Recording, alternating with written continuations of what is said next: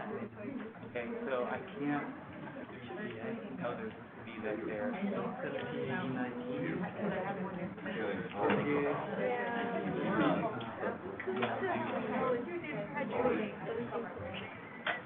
You can introduce yourself. Hello, if there's any callers on the phone, we've muted the phone, and we'll open it up for questions at the end of the presentation. So you should be able to see the presentation through the link that's on the presentation I sent out, the email.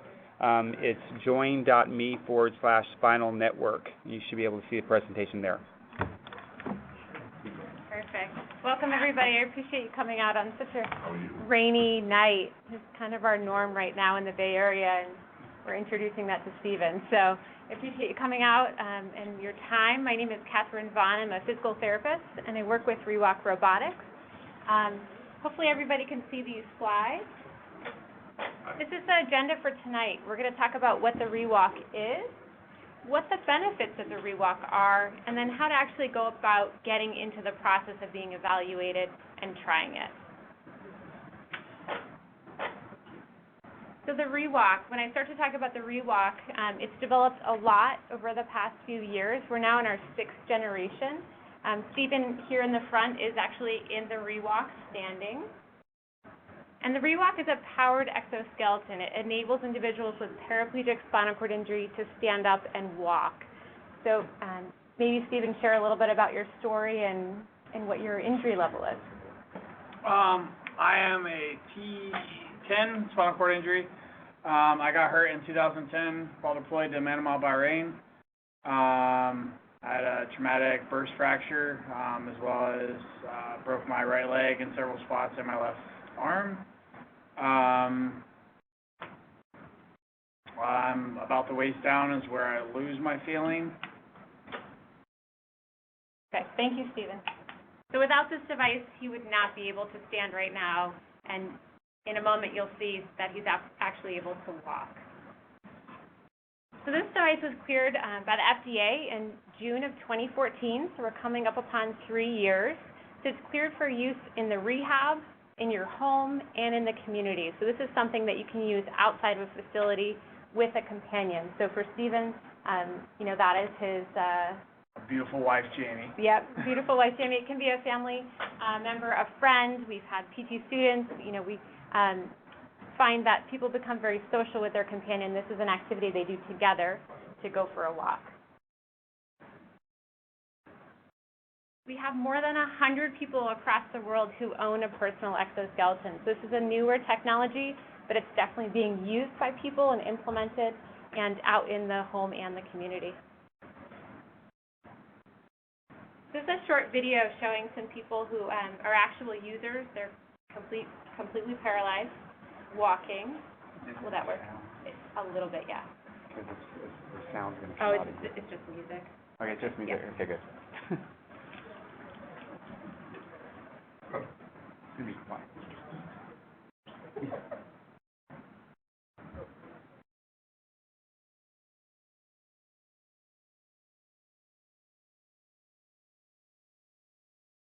This is Andre walking in Berlin.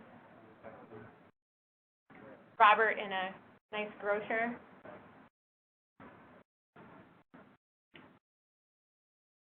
Jean in the office.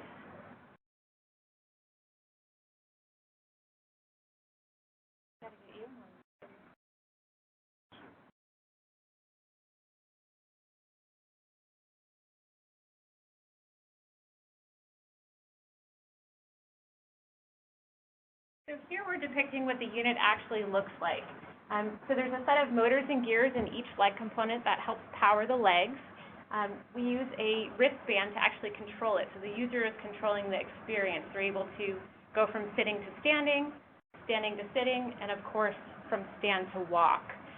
There's also a manual mode so they can get their shoes on a little bit easier. We always use forearm crutches because that helps the user balance when they're walking and helps to advance their weight forward. And a set of straps that really secures you to the device.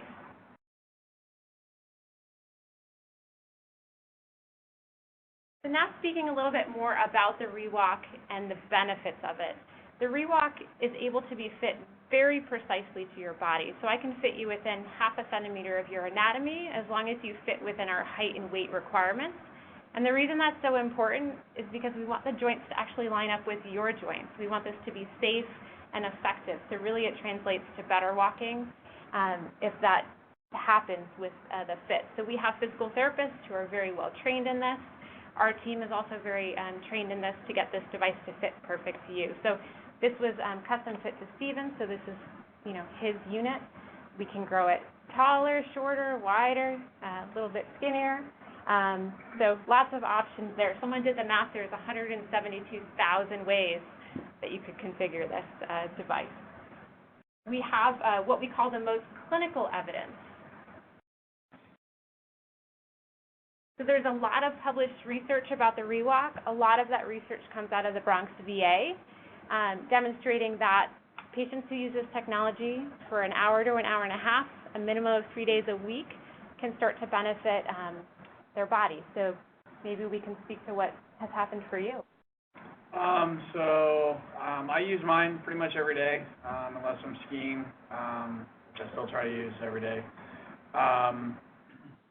I live in a very rural part of Colorado, so I walk mostly dirt roads in the mountains. So I have come off pretty much all of my pain medicine. I was on hydrocodone, oxycodone, a couple other of the codones. Now I just take tramadol, which I relate to aspirin, just a little bit better.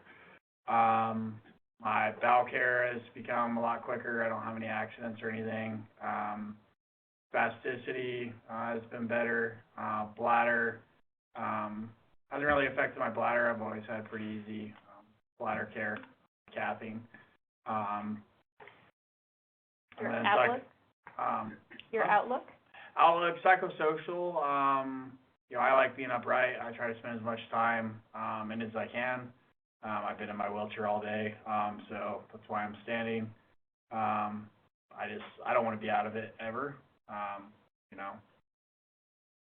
If I had multiple battery packs that I could just swap out, I would just stay in it all day. But I like, me and my wife, we go on walks together. We'll go walk in the park. I walk my dogs. I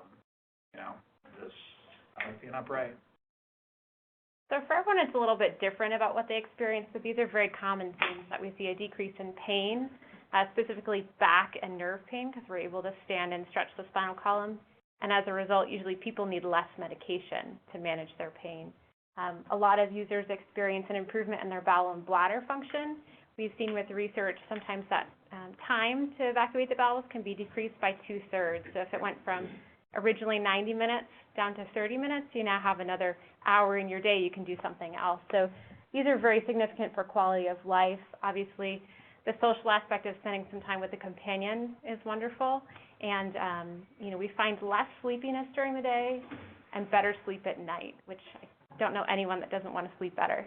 So that's a very positive outcome. You had a question? Can you stand on one leg? No. The question was, can you stand on one leg? And the answer was no. Well, I mean, could you lift up one leg and have the machine, hold it up while you supported yourself with your crutches? No, the way it's set up is so once I initiate to go forward, it automatically goes forward and keeps going forward until I make the machine stop. So I've only ever had one time where one leg has been stuck in the back position, and that's not a position you want to be in. It was in San Diego, and my device overheated. And it's just not a very stable way for it to be. You never want to have just 1 foot off the ground. 2 feet on the ground is best with this. So there's lots of published research. This research can be found on the website, ReWalk.com. Most of the full text articles are there, or there's a link to them. And if you have any other needs, I'll have my contact information at the end, and you can always email me. We like to talk about the speed of walking. So the max speed we found through research is 1.6 miles per hour, which for someone who's able-bodied is a slow stroll. But for someone who's been in a chair, that is, a fast speed. and that's a safe speed, but it is the fastest device out there as far as walking speed. One of the reasons we were able to get our FDA clearance is we can cross a city street before the light changes, and that's a requirement for community use. I mean, you can't take this device out and not be able to cross the street, especially, you know, in cities, maybe a little bit less in Colorado, but that's definitely one of the things that's important. In Colorado, everybody just stares at it, because I think I'm the only person in Colorado that has it. So when I go to a new town or the ski towns, everybody just kind of stares. So they're going to stop anyways. In a good way. They're going to stop anyway. So these numbers are a little bit outdated, but when this presentation was made in the fall, there were 264 systems placed across the world. So it's the most widely used system. We have training centers, so ways for patients to actually access this technology. And at the time, we had 145. Over 50 payers have actually paid for this for a patient. And that's really on a case-by-case basis, and we'll talk about that in a little bit. And again, we have an expert clinical team, so people that will actually travel to help fit these devices and train the therapists. And again, we have a service team. So very well-supported device as far as infrastructure.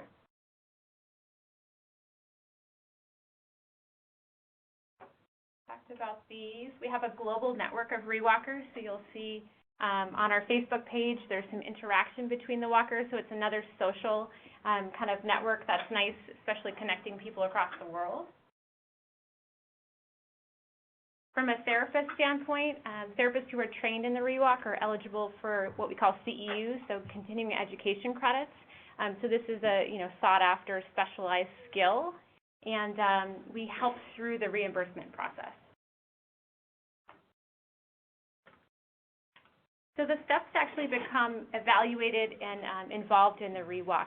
So these are our screening questions. These same questions are asked of every individual who sends us an inquiry. We start with, do you have a spinal cord injury? This is cleared by the FDA and is intended for patients with spinal cord injury. So that's the very first question that we ask. Is your injury T4 or below? And that helps us determine whether they're considered on-label use, which is something the FDA has approved, T4 and below, so here-ish, or considered off-label use, which would require consultation with a doctor. Like any medication, that can always be considered, but it's something that's outside of our realm.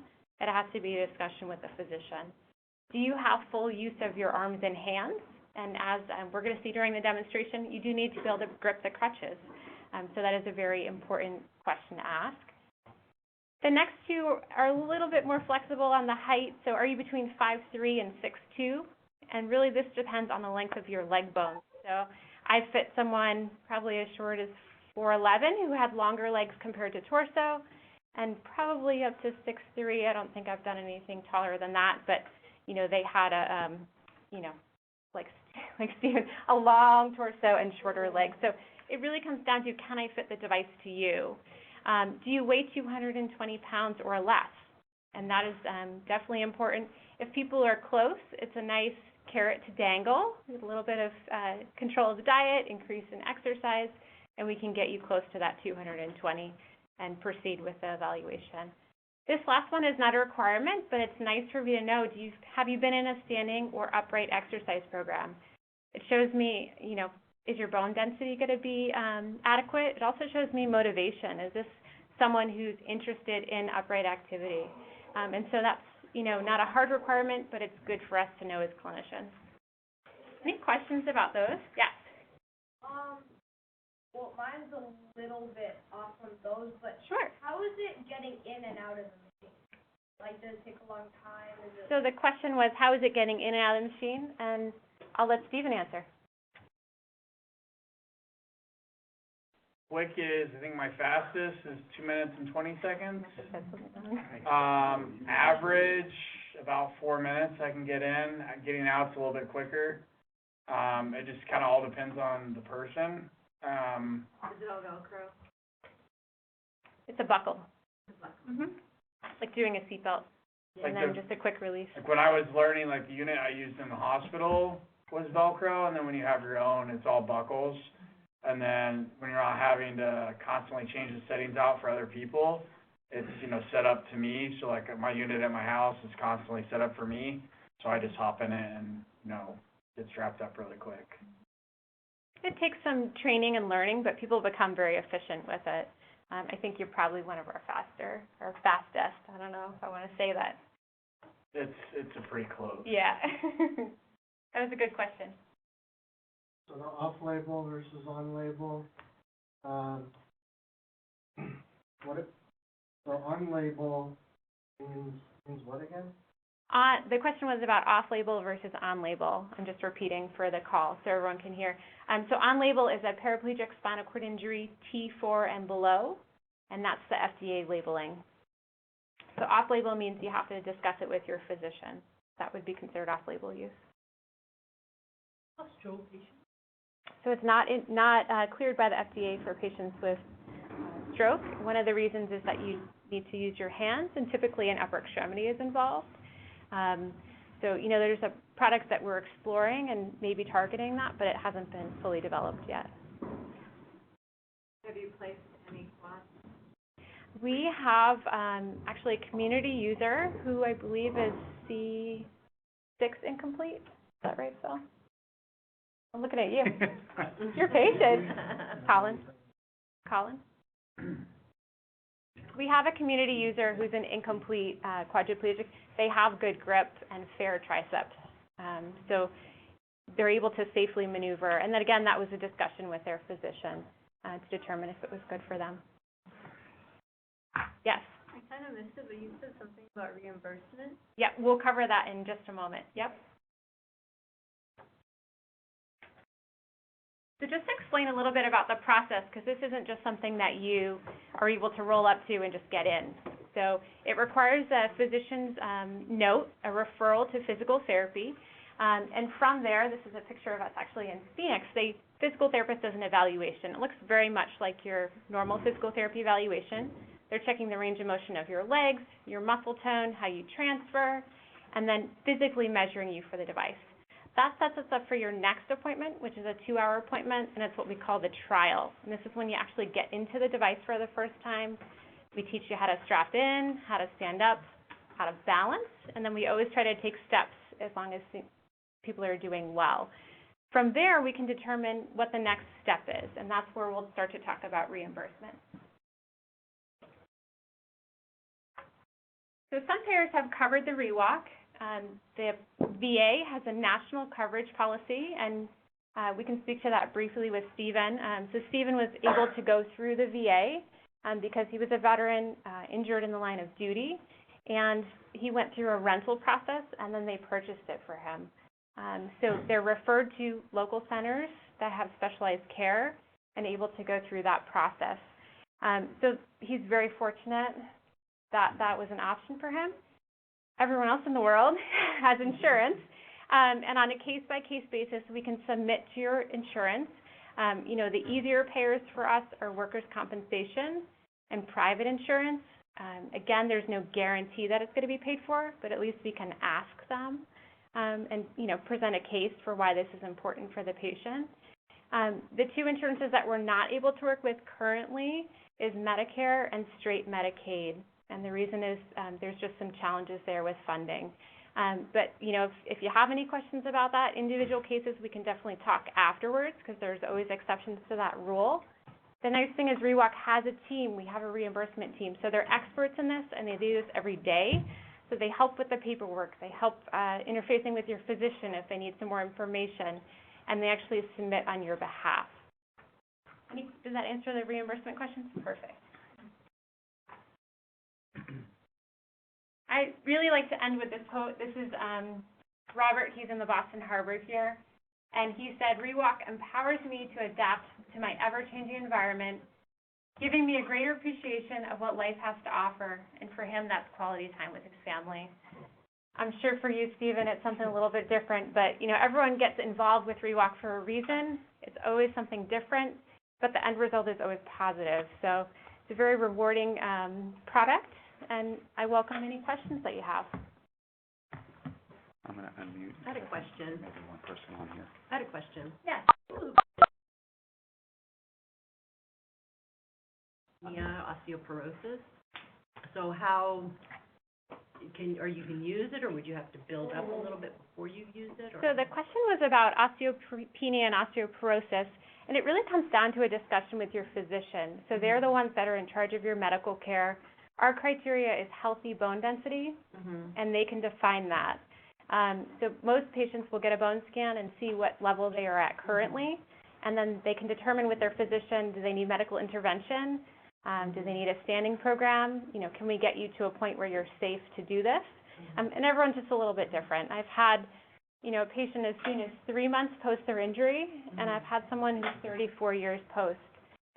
And the difference, you know, obviously is huge between the two, but 34 years post, he was standing regularly, he was, you know, taking vitamin D and all of the appropriate medications he needed to, and he was stretching his joints. I could meet someone 5 years post who hasn't taken care of their body in that way. So it really just depends on the individual. Does that answer the question? This group has some, I know. Yes. What's training like for the walker and the companion? Sure. So the question was, what's training like for the walker and the companion? So we have a skill-based training. In order to bring the device home, you have to pass a set of basic and advanced skills, and we find people learn at a different speed. So typically it's 20 to 40 hours of training, and the companion is probably there for 20 to 25% of that time. Stephen, how long did it take you to train? 6 days. Yeah. My wife is a nurse, and she's she has like 2 years left on her psychology degree. So it took her a day and a half. That's kind of outside of the norm. But I've been standing since pretty much my injury. I've always, you know, I play video games in my standing frame. So but like just like for me, you know, it came quickly. You know, like I have a couple friends who will probably take them closer to the max. But like I was 400 pounds and I lost all the weight so I could do this. So I was really motivated to walk. So do you always have to use it with a companion? That is a requirement by the FDA. There's good reason for that. So I've had one very public fall where I cracked my head and broke the device. But you know, you just never know because you're trained how to get out of it and everything in the event that you do fall. But you know, like I fell once at home and I fell once doing a demo. You know, something as simple as these black curtains, which are death curtains. My crutch got caught in that, and I slammed my head in the side of a stage. And the goal is the goal is to not fall, but not fall. You know, to have someone with you in case of. I mean, he could become lightheaded because of a UTI, perhaps, and that could cause an incident. So, urinary tract infection. Because like my wife will follow with my chair. Because even if I get tired, you know, like you know, if I've had a long day or if I just skied in the morning and I'm walking, sometimes I'll get tired going down the street. And that way I can sit in my chair, you know, and either she can take the device back home or go get the truck while I sit in my chair. So, you know, it's always just smart to have, you know, I thought I was going to be that stubborn, pig-headed person that didn't have my wife around, but I would never walk without my wife there. Because it's just not safe. Well, the reason I was asking is because you were saying you and a companion. Yeah. And the VA, I totally understand. and the VA, that is like a very strict requirement. Like you can't even go through the program unless you have a companion. Yeah, makes sense. So, I know it's great to stand and then you love to be in the suit for like maybe a long time. But how does that affect, so even us will not like to stand for like the whole day. Is there any measurement you tell the patient who were in the suit and tell them, you know, obviously if they're tired, they should sit down and take the thing off, but is there any measurement or change of the design of where the stripe is? So how it's like, because they may not notice that muscle needs some rest already? Yeah, that's a good question. So usually the more limiting factor is the actual battery life. So standing here, he's drawing very little, but if he was walking, it lasts for 3.5 hours of continuous walking. We find patients use it. I mean, I think you're a good case, probably for an hour, hour and a half each day. And I'm assuming you're concerned about circulation and skin. And every time they get out, there's a thorough skin check. And again, that's a skill they have to pass to bring it home. So that's reinforced at every session. Obviously, safety is our utmost concern, so we want to make sure people are safe. The pressure points have actually been minimized quite a bit. We used to have some issue with the fibular head on the side, and that has gone away just from a bracket in the front of the knee. So we've addressed a lot of those things, but you still have to check your skin. And that's true for anyone who's using a device that's around their body, even a standing frame. And then, like, if I do notice any, like, skin breakdown, like I had, my shoes were rubbing, I just took a week off, let it heal, changed out the shoes. So if you do notice something, you just take a little bit of time off, let it heal up. That was, like, the only issue I had, and that was because my shoes weren't tight enough. Yes. How much does it weigh? So the question was, how much does it weigh? Yeah. So once in standing, the device is 100% self-supported. There's no weight on Stephen at all. It's just around him. When I lift it, it's 65 pounds. Question? We use a dolly. Yes. If a person, like if a quadriplegic can stand on his own, do you expect that the machine would allow me to stand even longer than I would on my own? What I'm saying is... Increased endurance, or?